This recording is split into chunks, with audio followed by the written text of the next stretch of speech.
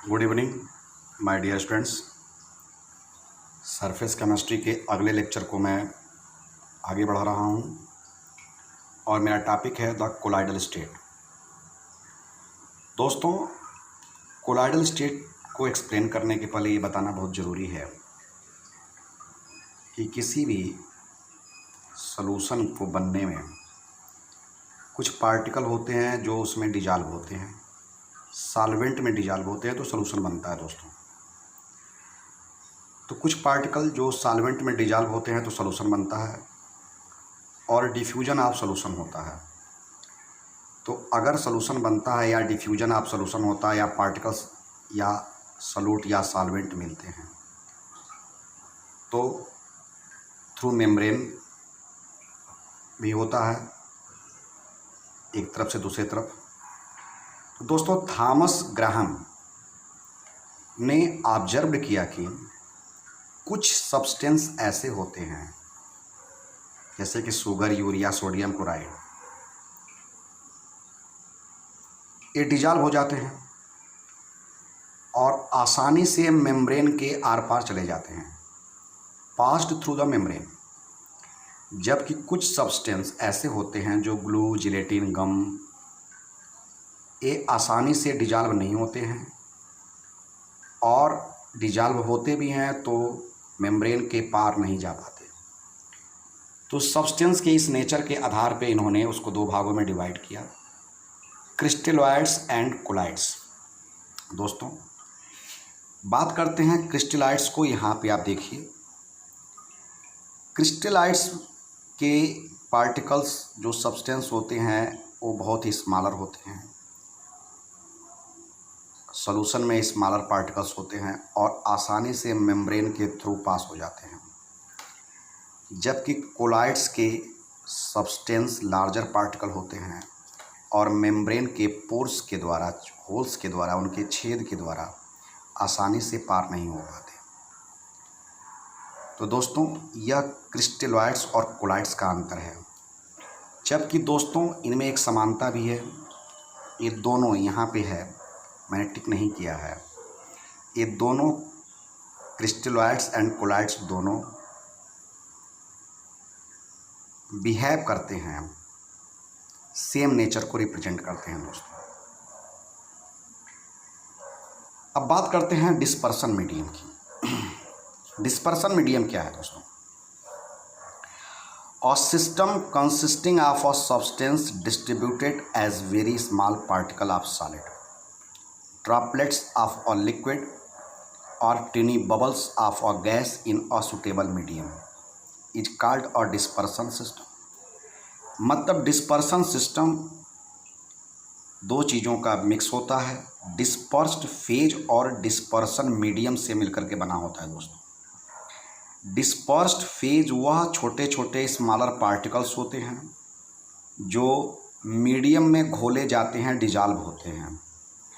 और dispersion medium वह solvent होता है जिसमें डिस्पर्स्ड फेज या स्मॉलर पार्टिकल घोले जाते हैं और दोनों को मिला दिया जाए तो डिस्पर्सन सिस्टम बनता है। दोस्तों, आप इसको ऐसे कहिए, solute plus solvent equal to solution होता है। तो सॉल्यूशन को आप डिस्पर्सन सिस्टम कह दीजिए, सॉल्यूट को आप डिस्पर्स्ड फेज कह दीजिए स्मॉलर पार्टिकल्स को, और सॉल्वेंट को आप डिस्पर्सन मीडियम कह दीजिए। दोस्तों, डिफिनीशंस आपके सामने यहाँ मौजूद है। इनके मिक्सिंग के आधार पे ये तीन प्रकार के होते हैं। ट्रू सॉल्यूशन में जो पार्टिकल्स होते हैं उनकी साइज़ बहुत छोटी होती है, 1 नैनोमीटर से कम होती है, इसलिए आसानी से यह मेम्ब्रेन के द्वारा मेम्ब्रेन से पास हो जाते हैं। दोस्तों, और इसके एग्जांपल्स आपके हैं जैसे कि सोडियम क्लोराइड का सॉल्यूशन, शुगर का, यूरिया का सॉल्यूशन। दोस्तों, कोलाइडल सॉल्यूशन में जो सॉल्यूट पार्टिकल्स होते हैं या डिस्पर्स्ड फेज होता है उस पार्टिकल की साइज़ 1 नैनोमीटर से 1000 नैनोमीटर के बीच में होती है। दोस्तों, जिससे यह आसानी से मेम्ब्रेन से पास नहीं हो पाते। इनकी पार्टिकल की साइज़ अब बड़ी हो गई, जैसे कि एग्जांपल दिया है गम, एरेबिक, जिलेटिन, ग्लू, इनके सॉल्यूशन। और सस्पेंशन में पार्टिकल की साइज़ दोस्तों 1000 नैनोमीटर से ज़्यादा होती है, जिसके कारण ये मेम्ब्रेन से कभी भी पास नहीं हो पाते। ये बड़े होते हैं, इनके पार्टिकल की साइज़ बड़ी होती है और इनके पार्टिकल्स को आप नेक्ड आई से भी इजीली देख सकते हैं। ये सस्पेंशन होता है दोस्तों। और true solution, colloidal solution, suspension का यहाँ ग्राफ भी बना हुआ है दोस्तों। तो ये चीज़ें मैंने आपको बताया। अब आगे हम बात करते हैं दोस्तों कुछ important characteristics of true solution, colloidal solution and suspension को।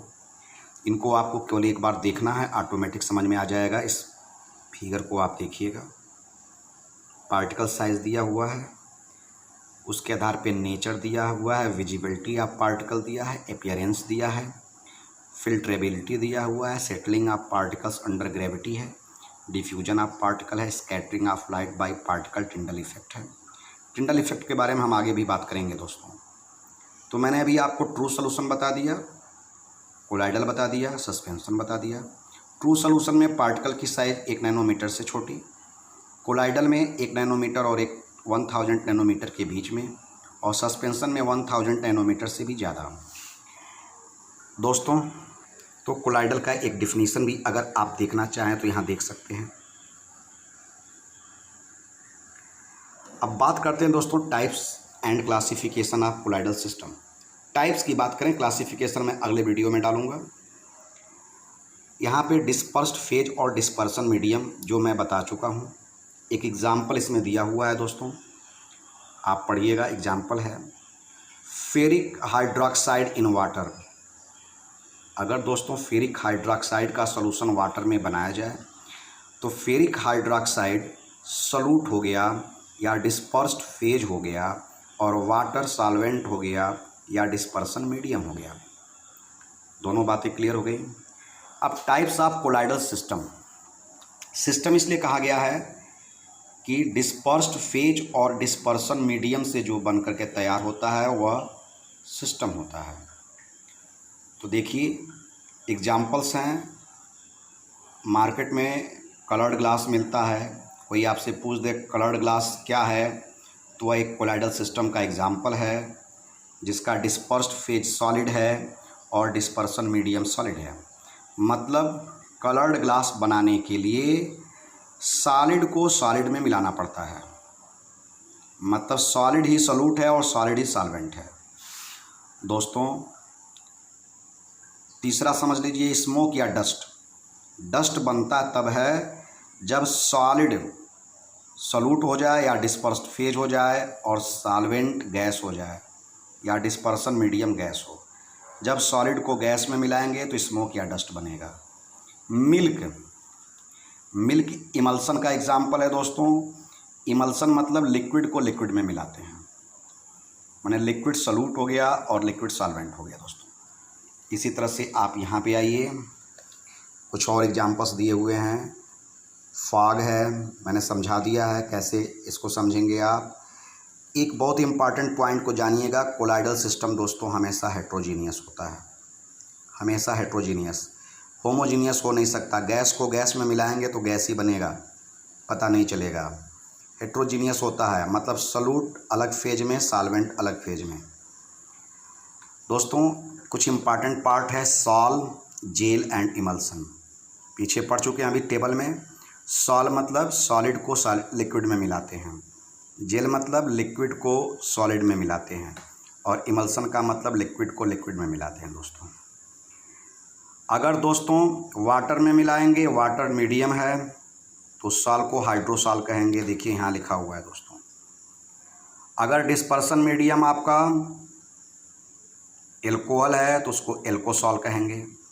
अगर डिस्पर्सन मीडियम बेंजीन है तो उसको बेंजोसॉल कहेंगे दोस्तों। और यदि डिस्पर्सन मीडियम एयर है तो उसको एरोसॉल कहेंगे। पुनः बता दूं, डिस्पर्सन मीडियम सॉल्वेंट है जिसमें मिलाया जाता है, और डिस्पर्स्ड फेज वह सब्सटेंस या सॉल्यूट पार्टिकल है। तो अलग अलग मीडियम के हिसाब से दोस्तों इनके अलग अलग नाम हैं। तो मैं अभी आपको टाइप्स बता रहा था, क्लासिफिकेशन अगले वीडियो में बताऊंगा दोस्तों। Best of luck, have a nice day, good luck, bye.